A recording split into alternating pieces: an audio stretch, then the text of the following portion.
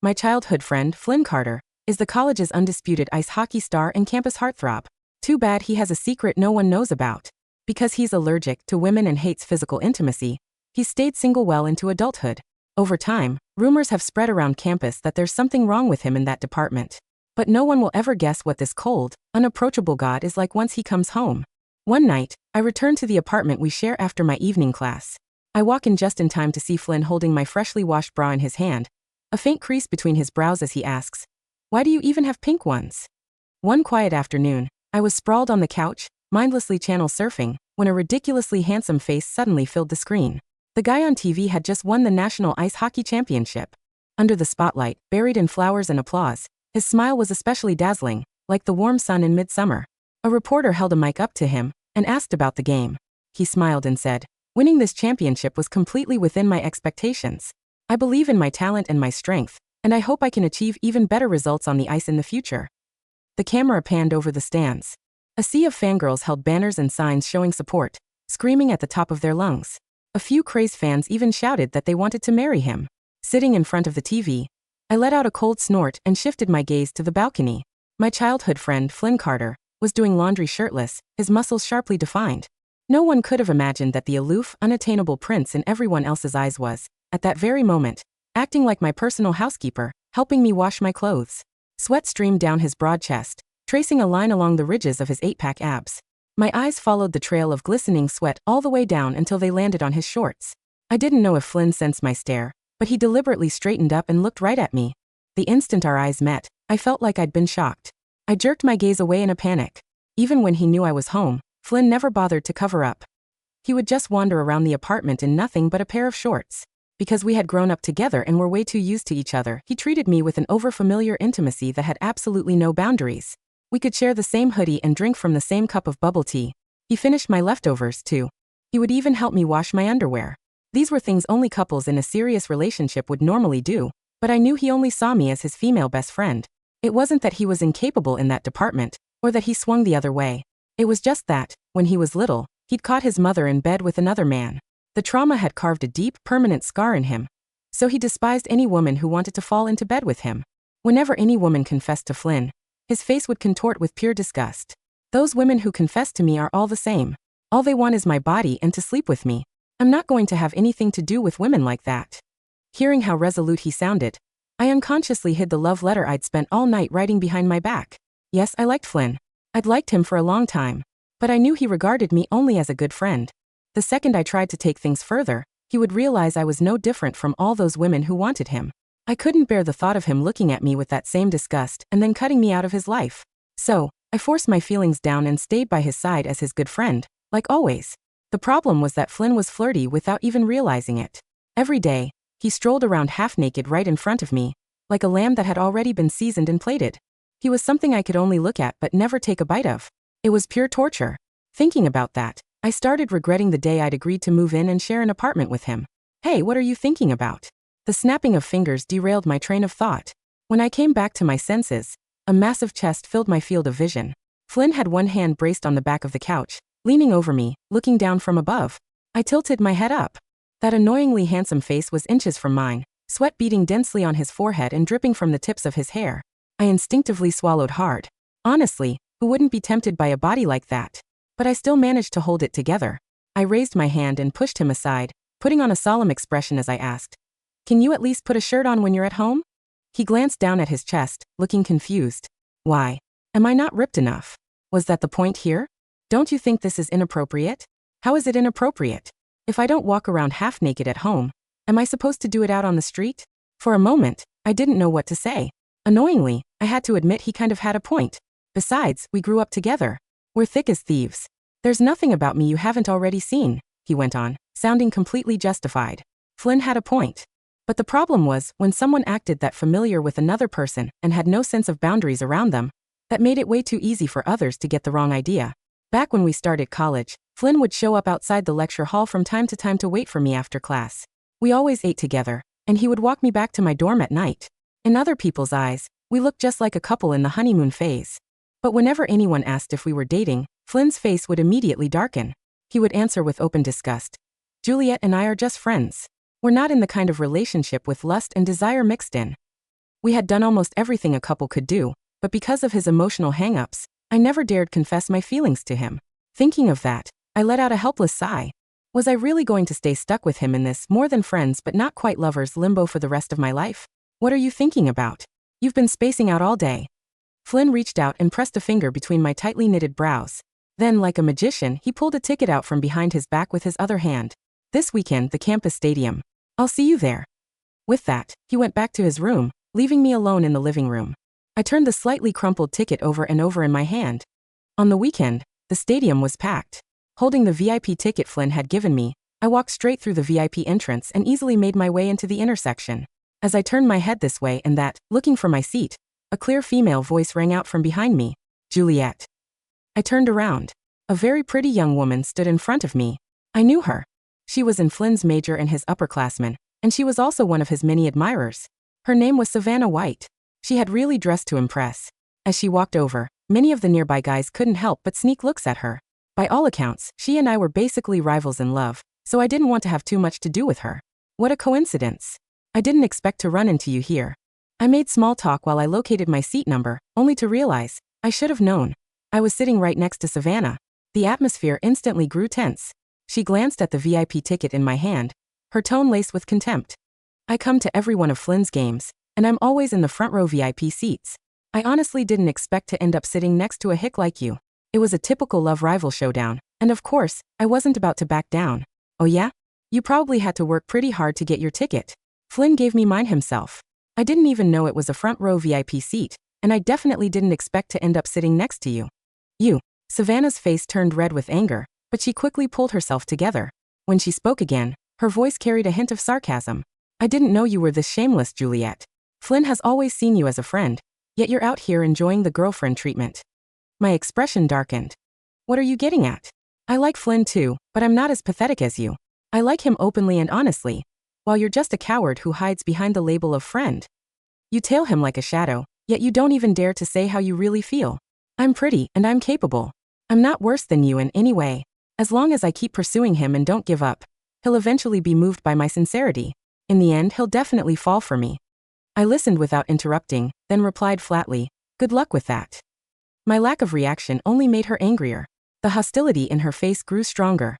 She hissed, what do you think would happen if Flynn found out his best friend was harboring such disgusting feelings for him? That made my heart sink. The momentary crack in my composure gave away my guilt, and Savannah's expression turned triumphant. She was about to keep going when a familiar voice cut in. Juliet.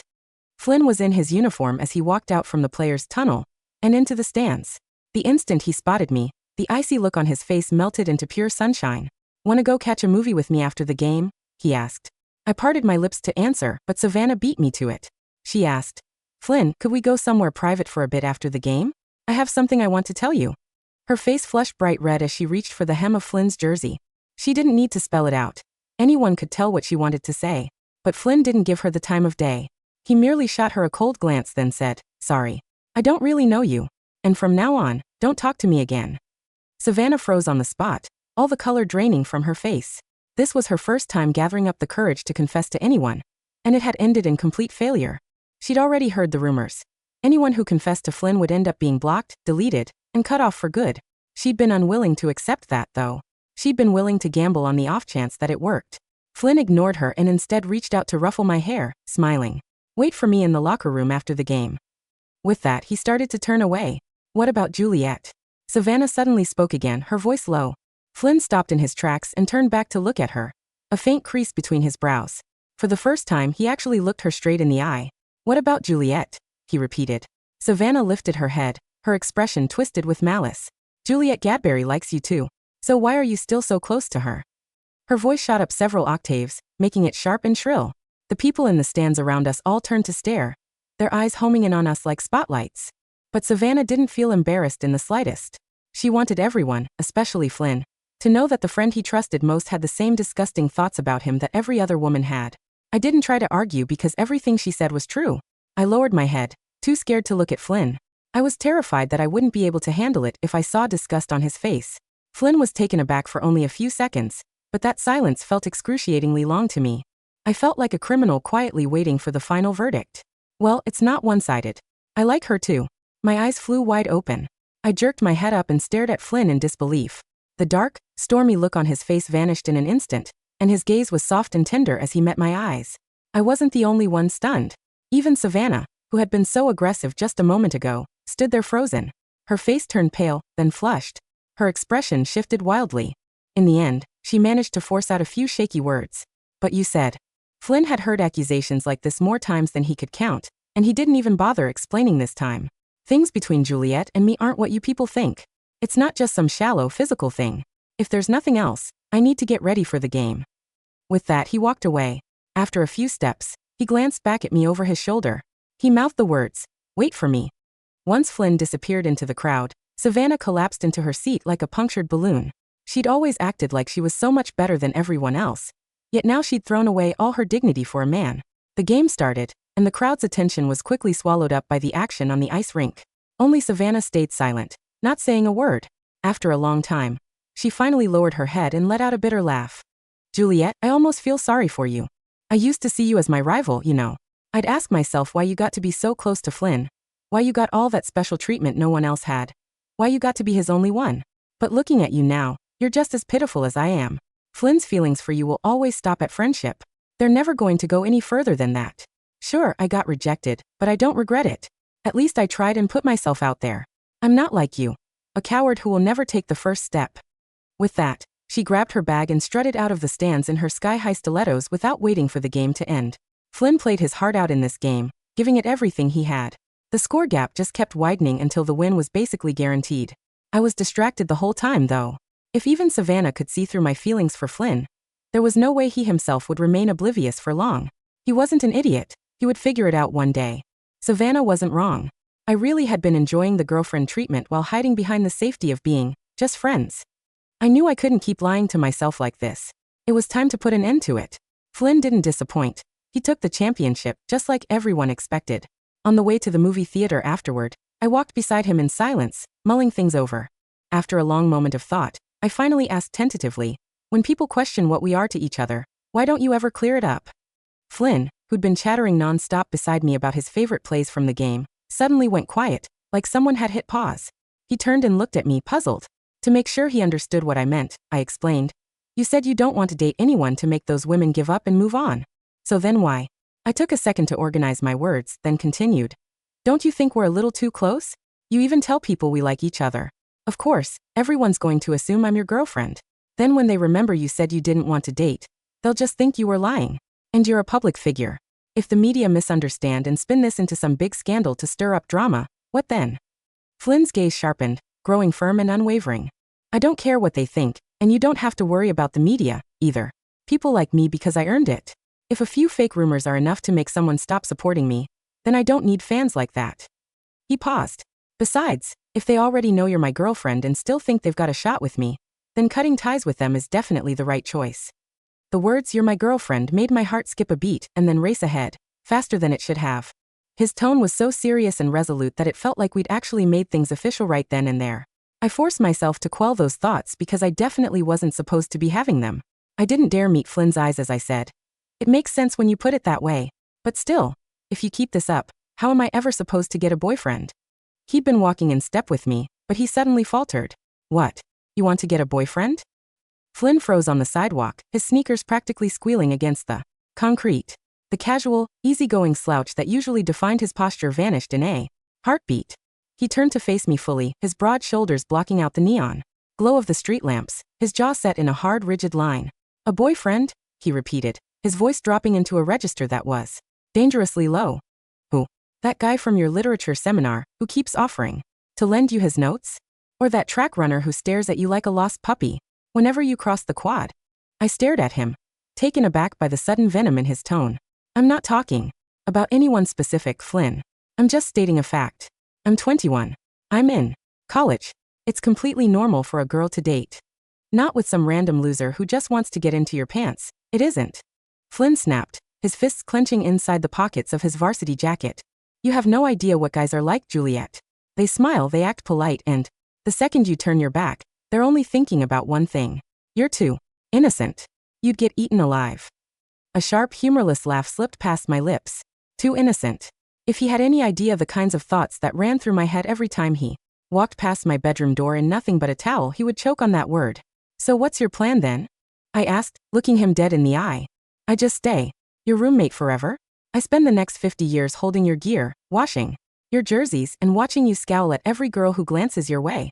What's wrong with staying with me? He demanded, taking half a step closer, crowding my space with the effortless, towering presence that made defensemen on the ice panic. I cook for you. I drive you everywhere. I pay 80% of the rent. If you need company, I'm right there. What could some stranger give you that I don't? A future, my heart screamed in silence. A kiss that doesn't pretend to be an accident. A title that doesn't end with just friends. Never mind, I muttered, shaking my head and stepping around him. The movies. Starting in 10 minutes. Let's just go. He didn't move for a long moment. I could hear his heavy, frustrated breathing. Behind me, the sound of his sneakers scuffing the pavement as he finally jogged to catch up. Throughout the entire 2-hour film, Flynn didn't touch his popcorn once. He sat rigid in the dark theater, his arm pressed heavily against mine on the shared armrest, his heat radiating through my sleeve like a furnace. Every time the male lead on screen leaned in to kiss the heroine, Flynn's fingers would twitch against his knee, his eyes darting sideways in the dark to check my expression. When we finally got back to the apartment, the tension was suffocating. I kicked off my boots, grabbed my pajamas from the laundry basket, and headed straight for the bathroom. Juliet. I paused at the door, glancing back. Flynn was leaning against the kitchen counter, holding a glass of cold water. He had already stripped off his jacket, wearing only a thin gray tank top that clung to the ridges of his collarbones and the sharp cut of his shoulders. Starting tomorrow, Flynn said quietly, his voice unusually strained. You don't go to the library alone after 8. If you need research materials, text me. I'll pick them up for you. I looked at him, at the fierce, possessive darkness burning in his gray eyes, wrapped so neatly in the guise of brotherly protection. No thanks, Flynn, I said calmly. I can carry my own books. I stepped into the bathroom and locked the door behind me. For the next week, I initiated a complete systematic retreat. I stopped lounging on the couch when he was doing his morning push-ups. When he left his half-empty mug of coffee on the dining table, I didn't drink the rest. I poured it down the sink and washed the cup. When he emerged from the shower with a towel slung loosely around his hips, I didn't avert my gaze with a flustered blush. I simply picked up my laptop, walked into my bedroom, and clicked the lock shut. Flynn noticed. By Wednesday, he was pacing the living room like a caged panther. His teammates on the hockey team noticed too. On Friday afternoon, I was sitting at an outdoor picnic bench near the campus rink, studying for my midterms, when Marcus, the team's starting goaltender, slid onto the bench across from me with 2 iced coffees. Juliet, thank God you're here, Marcus groaned, running a hand through his messy blonde hair. What did you do to our captain? He spent the entire morning practice checking people into the plexiglass like he was trying to commit manslaughter. The coach had to blow the whistle 4 times. I took a sip of my water, not looking up from my textbook. I didn't do anything. Right, and I'm a figure skater, Marcus chuckled. Listen, if you two had a fight, just make him some of those chocolate chip cookies you bring to away games. The guy looks like his dog died. Before I could answer, a shadow blocked the afternoon sun. Flynn stood at the edge of the picnic table, still wearing his gray practice sweats and damp training tee, a duffel bag slung over his broad shoulder. His hair was messy from his helmet, and a faint red scrape ran along the bridge of his sharp nose. His eyes dropped to the iced coffee Marcus had placed in front of me, then shifted to Marcus with an icy, lethal glare. Practice is over, Marcus, Flynn said, his voice flat and warning. Don't you have film review? Marcus held up his hands in mock surrender, grinning as he stood up. All right, Captain. Don't bite my head off. See ya, Juliet. Marcus jogged off toward the athletic center. Flynn dropped his heavy duffel onto the bench with a dull thud, sliding into the seat Marcus had just vacated. He didn't say hello.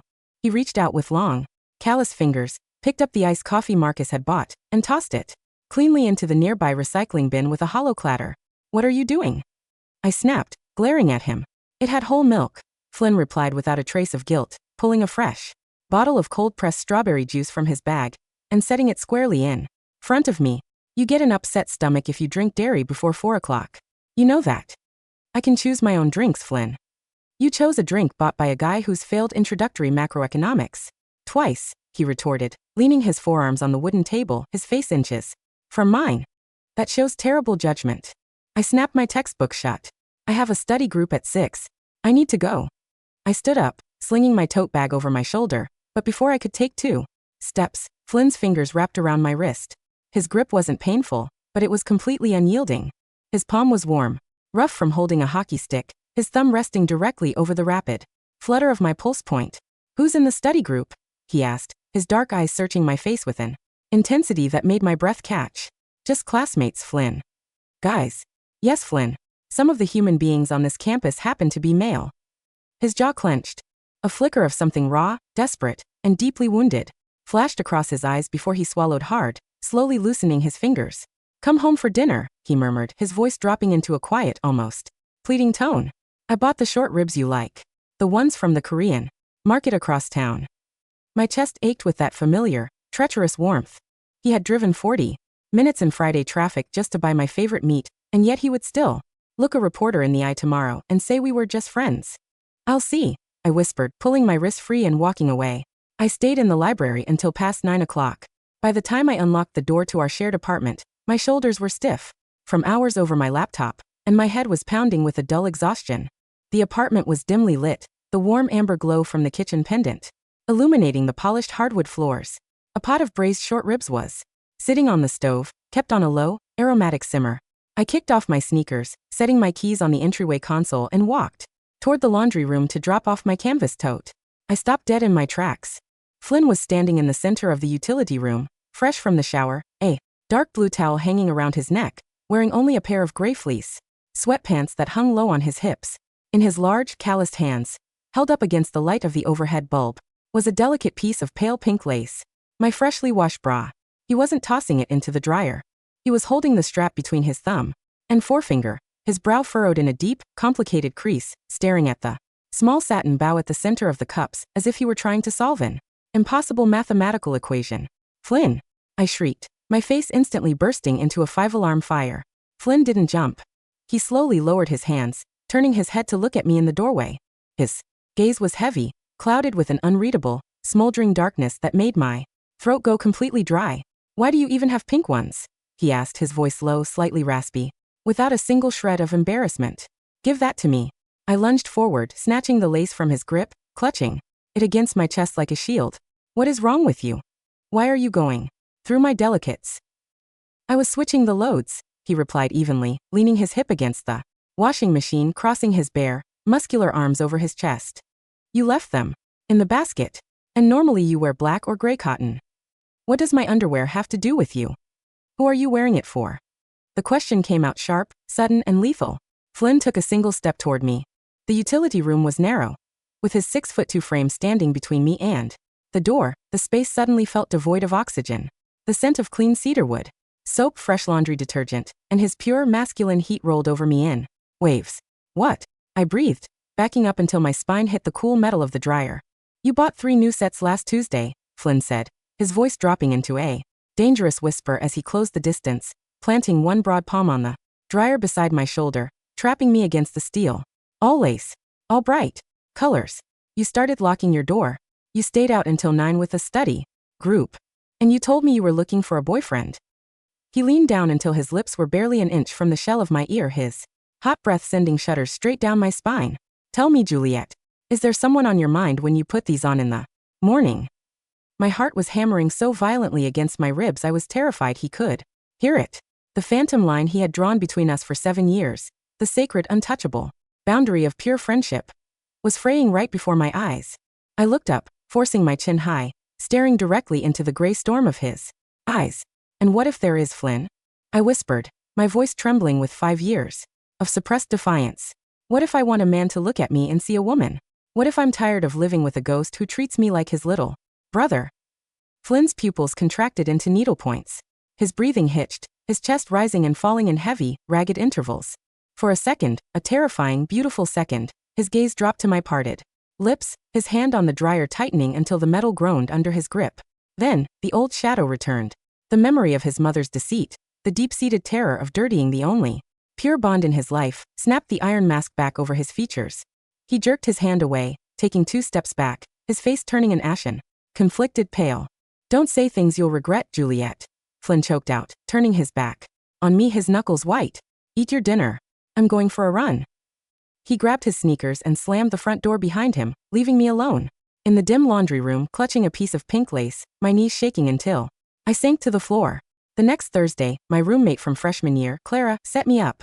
He's a senior in the architecture department, Juliet, Clara insisted over the phone, practically begging.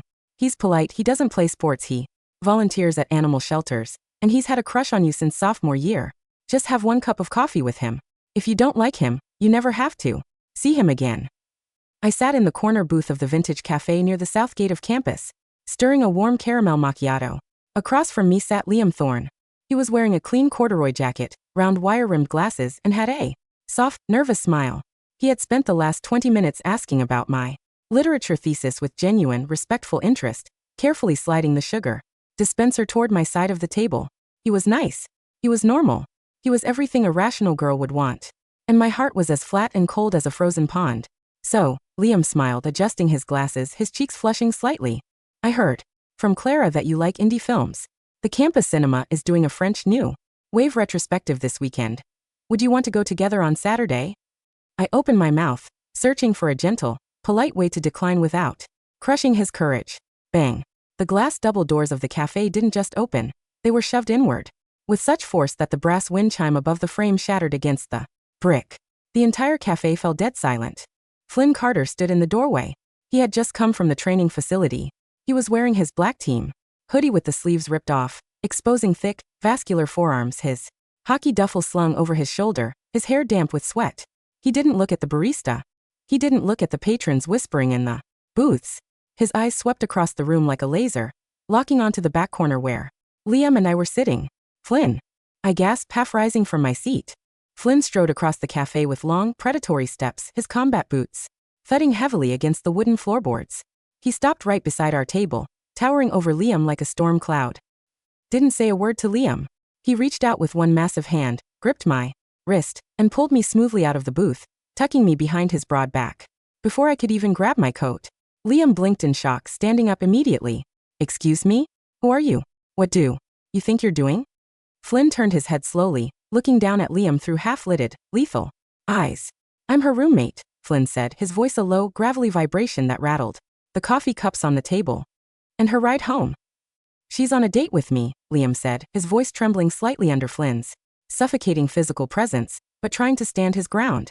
You don't have the right to drag her out of here. Flynn's lip curled into a dangerous, feral sneer. He reached into his duffel bag, pulled out a crumpled $100 bill, and slapped it flat onto the table, covering both coffee mugs. Consider her coffee paid for, Flynn growled. If you ever look at her again, I'll introduce your ribs to the arena boards. Let's go, Juliet.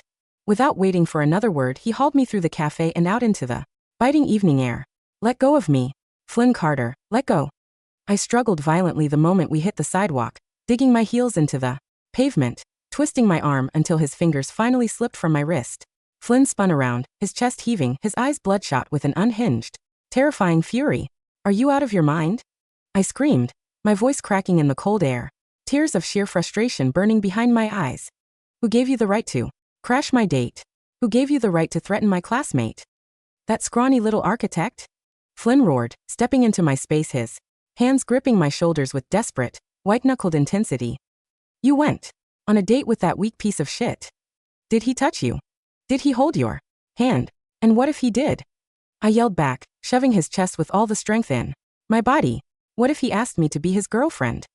What business is it of yours? You are mine, Juliet. The words tore from Flynn's throat like a wounded animal's shriek, echoing down the empty avenue. The street went dead silent. The wind rustled the bare branches above us. Flynn stood frozen, his chest rising and falling in violent spasms, his hands still trembling against my shoulders, the horror of what he had just admitted dawning across his features. I looked up at him, my tears finally spilling over my eyelashes, cutting hot tracks through the cold air. Yours? I whispered, my voice breaking into 1,000 jagged pieces. In what universe, Flynn? You don't want women. You despise physical desire. You told the entire campus that we were just friends with no lust involved. You told Savannah that our relationship was pure. I grabbed the collar of his hoodie, pulling him down until our faces were inches apart. You want the girlfriend treatment without the commitment. You want to sleep in my apartment, eat my cooking, wash my underwear, and guard my door like a rabid dog, while you keep me locked in a cage where no one else is allowed to love me. Juliet, no. Flynn choked out, his voice cracking, his eyes wide and terrified. I have loved you since I was 16 years old, Flynn Carter. I sobbed, the secret I had buried for 5 long years exploding into the open night air. I wrote you a love letter on our high school graduation night. I threw it in the trash because you told me women who confessed to you were disgusting. I stayed by your side for 5 years, watching you walk around naked, swallowing my own heart every single day just so you wouldn't look at me with disgust. Flynn's entire body went rigid as if struck by a high-voltage current. His hands slipped from my shoulders, hovering in midair, trembling violently. You loved me?" he breathed, his voice barely louder than a ghost. "Yes, you blind, selfish idiot," I cried, wiping my face aggressively with my sleeve, backing away toward the crosswalk. "I loved you. But I'm done. I'm moving out this weekend. I can't live in this purgatory anymore." I turned on my heel and began to run toward the campus gates. Juliet. Heavy, frantic footsteps sprinted across the asphalt behind me. Before I could reach the intersection, a pair of powerful arms locked around my waist from behind, lifting me completely off the ground and spinning me around. Flynn slammed his back against the stone pillar of the campus archway, pulling me flush against his rock-hard chest, burying his face into the crook of my neck, his entire 6'2" frame convulsing in violent, desperate sobs. "Don't leave," Flynn wailed into my skin, his tears burning against my collarbone. "Don't leave me, Juliet, please. God, please don't leave me." The winter wind howled around the stone archway, but inside Flynn's embrace the heat was suffocating. He was trembling so hard his teeth chattered against my neck. His large hands gripped the back of my coat, bunching the fabric in his fists as if he were terrified that if he loosened his grip by half an inch, I would vanish into the fog. "Flynn, let me go," I whispered, my voice exhausted and hoarse. "I can't," he choked out, his voice muffled against my hair. "If I let you go, you'll pack your bags. You'll find another apartment. You'll let that architect touch you. I'll lose my mind, Juliet. I swear to God, I'll tear this entire city apart." He pulled back slowly, his hands coming up to cup my frozen cheeks, forcing me to look into his face.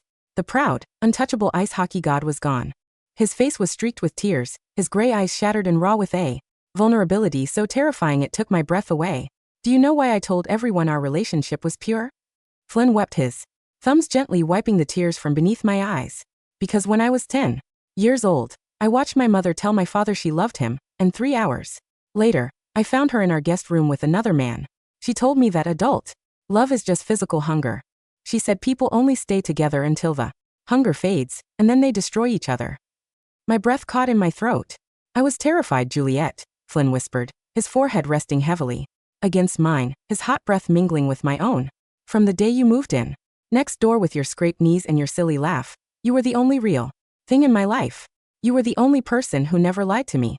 When I realized in high school that I wanted you, that I wanted to touch you, to kiss you, to pin you to my bed until you screamed my name, I hated myself." A shudder ran through his massive chest. "I thought if I gave in to that hunger, I would turn into my mother. I thought once we crossed that line, our love would become cheap, dirty, and temporary. I thought if I kept you as my best friend, I could keep you for the rest of my life." He looked down at my lips, his eyes burning with a dark, unbridled ferocity that made my knees tremble. "I was an idiot. I spent 3 years walking around half naked in front of you, washing your clothes, putting your shoes on your feet, lying to myself that it was brotherly. Every single night when you closed your bedroom door, I stood in the hallway wanting to kick it off its hinges and drag you into my bed." He pulled my face closer, his lips hovering a millimeter from mine. "I don't want to be your brother, Juliet. I have never wanted to be your friend. I want to be your husband. I want to be the only man who ever touches your skin." Before I could draw another breath, Flynn's mouth crashed down onto mine. It wasn't gentle. It wasn't hesitant. It was the savage, starving collision of 5 years of repressed desire, detonating all at once. His lips were hot, slightly chapped, demanding and possessive as he parted my lips with his tongue, tasting my tears, swallowing every gasp that tore from my throat. His hand moved to the back of my neck, his long fingers tangling deep into my hair, tilting my head back to deepen the kiss until my head spun and my toes curled inside my boots. His other arm locked around my lower back, hauling me upward until my feet barely touched the pavement, pressing me flush against the rock-hard heat of his body. There was nothing pure about the way he kissed me. It was raw, carnal, and filled with a desperate, breathless hunger that made my entire body melt against him like butter on a hot skillet. My hands, which had been pushed against his chest in protest, slowly crept upward, curling into the fabric of his hoodie, tangling into the soft hair at the nape of his neck. Flynn let out a low, guttural groan from the depths of his throat, his teeth lightly grazing my lower lip before he pulled back by a fraction of an inch, his eyes dark with intoxicating heat. Say it again, Flynn breathed, his thumb stroking my swollen, reddened bottom lip. Tell me you love me. I looked up into his gray eyes, a soft, breathless laugh escaping my lips. I love you, Flynn. I've always loved you. Flynn smiled, a radiant, breathtaking smile that reached the very depths of his soul, lighting up his handsome features like a summer dawn. He hoisted me up into his arms, carrying me bridal style as he turned back toward our apartment complex, completely ignoring the few students on the sidewalk who stopped and stared with their mouths open. Flynn, put me down. People are looking. I gasped, burying my red face in his neck. Let them look, Flynn laughed, his voice booming with triumphant joy into the winter night. Let the whole damn university know that the captain finally got his girl. The following Saturday was the Eastern Conference semifinals. The campus arena was packed to capacity with 8,000 screaming fans, television broadcast crews, and scouts from 3 NHL franchises. In the front row of the VIP box, right behind the home team's bench, I sat, wearing Flynn's oversized black home jersey with the number 17 and Carter emblazoned across the back in bold gold lettering. Beside me, 3 rows back, Savannah White sat with her arms crossed, glaring at my jersey with bitter, venomous eyes. On the ice, Flynn played like a man possessed. He scored 3 goals in the first 2 periods, executing checks that sent opposing forwards sprawling into the boards, his speed and agility leaving the defense chasing shadows. Whenever he scored, he didn't point to the sky or celebrate with his line mates. First, he skated directly to the plexiglass in front of my seat, tapped the glass with the blade of his stick, threw his helmet back, and winked directly into my eyes, with a blinding, wicked grin that sent the entire student section into ear-splitting shrieks. When the final buzzer sounded, securing our university's spot in the National Frozen Four, the arena erupted into confetti and sirens. The National Sports Network reporter walked onto the ice, holding a microphone, up to Flynn, who was drenched in sweat, his chest heaving, his jersey drenched. Flynn Carter, a hat trick tonight to lead your team to the national finals. The reporter shouted over the roar of the crowd. There have been rumors circulating all week regarding your personal life after that incident at the campus cafe. Can you set the record straight for your millions of fans? Flynn took the microphone from the reporter's hand. He didn't look at the camera. He looked up toward the VIP box, his gray eyes locking onto mine with absolute, unwavering certainty. A few days ago, Flynn's voice echoed through the arena's arena-wide sound system, broadcast live to 2 million viewers nationwide. Someone said that my relationship with the girl who grew up beside me was just friendship, that there was no desire between us. A collective hush fell over the 8,000 people in the stands. Flynn pulled off his heavy hockey glove, wiped the sweat from his brow, and smiled, a slow, dangerously handsome smirk that made every camera flash in the arena go off at once. They were wrong, Flynn said into the mic. I have spent my entire life in love with Juliet Gadberry. She is my first, my only, and the future mother of my children. And if anyone else tries to buy her an iced coffee, I will personally check them through the boards. The arena exploded into a deafening, thunderous roar of cheers, whistles, and applause. In the third row, Savannah White grabbed her designer bag, her face pale with humiliation, and scrambled toward the exit, completely drowned out by the chant of the student section. Carter, Gadberry, Carter, Gadberry. Flynn tossed the microphone back to the stunned reporter, vaulted over the 4-foot team bench barrier with effortless athletic grace, and jogged up the concrete stairs through the parting crowd. He stopped in front of my seat, reached over the iron railing, grabbed me by the waist, and pulled me into his arms. In front of 8,000 screaming fans and the national television lens, he buried his face in my neck, kissing me with deep, unrestrained passion that left me breathless and trembling against his chest. 3 months later, the summer sun poured through the floor-to-ceiling windows of our new 2-story loft in downtown Chicago, where Flynn had just signed his rookie contract with the Blackhawks. I was sprawled on the oversized white linen couch, sipping a cup of iced peach tea, reviewing my master's program acceptance letter from Northwestern University. From the balcony, the sound of the washing machine clicking off echoed through the loft. Flynn walked into the living room. He was wearing only a pair of black athletic shorts, his broad, sun-kissed chest glistening with a faint sheen of sweat from his morning workout, his 8-pack abs sharply defined as he carried a laundry basket under one arm. He stopped beside the couch, looking down at me with a soft, smoldering warmth in his gray eyes. He reached into the basket, pulled out a small, delicate piece of pale pink lace, and dangled it from his index finger with a slow, wicked grin. Hey, wife, Flynn murmured, dropping the basket onto the rug, leaning over the back of the couch, his massive chest filling my field of vision just like it had on that quiet afternoon a year ago. I'm not your wife yet, Carter, I teased, reaching up to trace the sharp line of his collarbone with my fingertip. The wedding is in October. Technicality, he whispered, leaning down until his warm, chapped lips brushed against the corner of my mouth. Are you wearing the pink ones today? Maybe. I smiled against his lips. Why? Are you going to complain about the color again? Flynn let out a low, deep chuckle that rumbled straight through my ribs.